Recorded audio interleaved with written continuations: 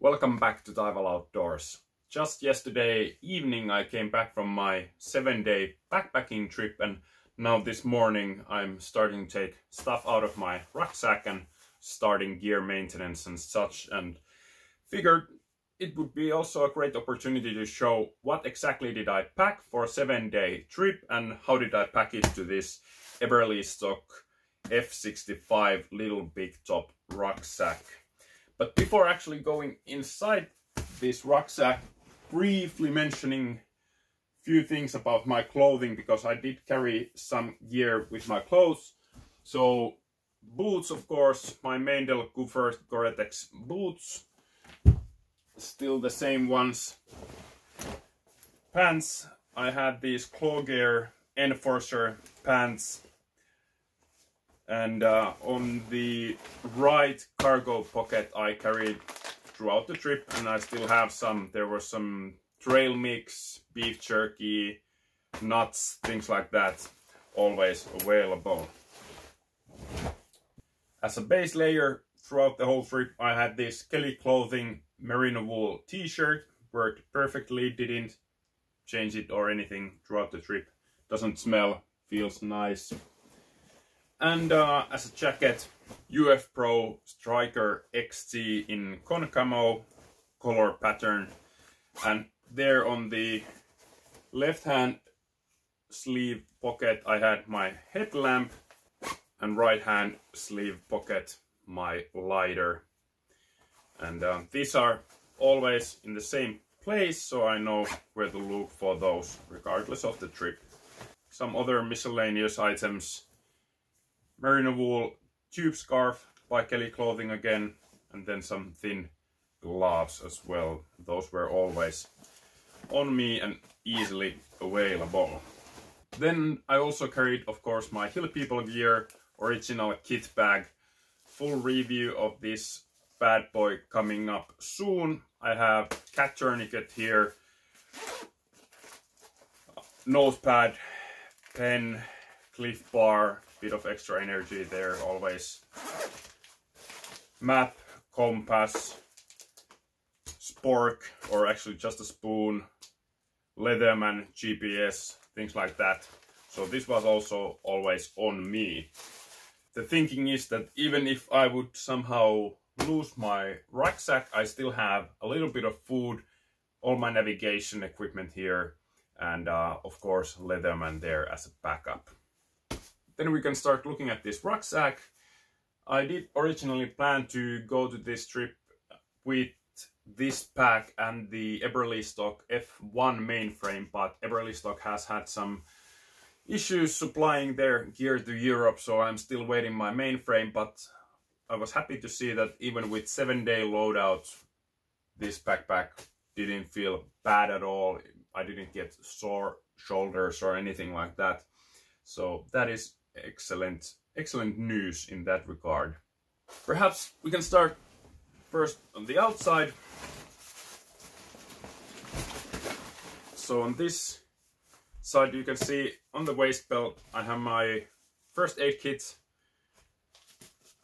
tear away pouch for easy access. I really like this type of form factor for first aid kits, so that way I don't have to try to find it inside the rucksack or anything like that. It's always there, easily available. On the side, here's my hiking pole that actually snapped into 2 pieces, but I managed to put it somewhat back together on the trail, luckily enough. This bag is just my tripod for filming. In this side pouch pocket I have my rain poncho. I was actually supposed to bring my gaiters as well, but unfortunately I forgot those at home. But on the trail I noticed that everything was so soaking wet inside the forest that rain pants would have been even better. I will write those to the full packing list anyway, and you can find the full list and everything I'm mentioning on this video down in the description in the order of appearance. But then that's that side looked at, and then on the other side, not much. This is just a case where I kept extra batteries for the GPS. And down here, one of the most important items of this trip. So my coffee pot just nearly fits in there, but does so anyway, and I had my coffee bag inside there. And finally on this side, in this Hill People gear bottle pouch pocket, something like that, I keep my fuel for my stove, and in this Grimlock my thicker gloves. These are Gore-Tex gloves, I believe US military surplus, with leather and Nomex, so really good for handling fire and hot pots and things like that. I tend to always have at least those thicker gloves, and then the thinner ones are more for hiking if it's cold. And in this front sleeve pocket I just have a sitting pad, as well as Sea2 Summit Headnet Ultra Mesh. Came in really handy during a couple of nights when I slept in a lean-to that was very close to water or moving water. Then there was still some mosquitoes. Otherwise mosquitoes were not an issue anymore, of course, during this time of the year. Then we can start going inside of the pack. And of course this pack can be accessed from the front and the top, and I will show you both of those soon, but maybe first from the top. Here's my food items, or whatever is left of them. So breakfast, everything was in that one bag. Cook set, so I have a Toaks titanium pot here, and inside of it Trangia burner and Trangia triangle and everything else I need to boil water. So everything fits nicely inside this one pot with bail handle. Cooksa food bag, or let's say this had all the like mains, so main dishes. Still some leftovers there, as well as my trash from the trip. Of course this bag was a lot bigger, but still the placement was the same. So I had all my food items up top, so whenever I stopped for a lunch, for example, I didn't have to open up the whole pack. I could just open up this top and have what I needed. Then in this is Marinecore stuff sack. I have a full review of this, and really good bag. My current favorite medium to small size dry bag. It has a good way to get off the excess air, and inside of this was all my spare clothing, including my warm layers, change of socks, underwear, all that stuff. And now that gets us to roughly here, so I can open up this front panel.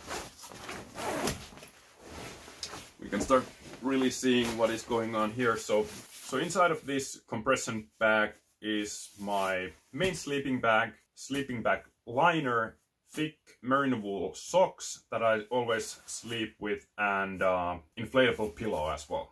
Then next up, just laying there, is my big, I think it's called pump bag. Yes, Exped pump bag.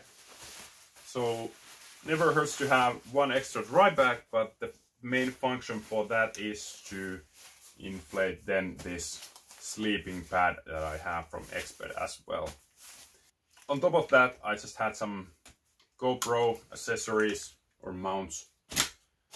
Then back here, To Go Systems Velar UL. This is a bivy bag, and ended up not using this as much during this trip. I always pack this, and this time I did pack it, especially because I was using an inflatable pad, and this is a good way to protect the pad. But after the first night I noticed that there was some condensation, which is of course always an issue that can arise with bivy bags, and some condensation on the sleeping bag, food box, and because everything was so wet anyway, and I often had damp socks with me inside my sleeping bag, I ended up then not using the bivy bag for the rest of the trip. But anyway, no regrets in that sense for carrying it, I mean. Then at the bottom I had this as backup, so basic DD hammocks, tarp 3x3 meters with all the necessary stakes, ropes, things like that, guy lines, everything here ready. And I did sleep only inside lean-tos and such during my 7-day trip, but I had this as a backup in case some of those would be, let's say, already filled with people, or if, for example, a lean-to would have had burnt down some time ago and I didn't know about it, so I could have always had this as a backup. Always good to have a bit of extra cordage, just some 550 cord here at the bottom. And now we can really start to see the internal organization possibilities of this pack, and that is one of the reasons I really like this little big top. Perhaps starting from this side down here is my Katahdin Hiker Pro water filter.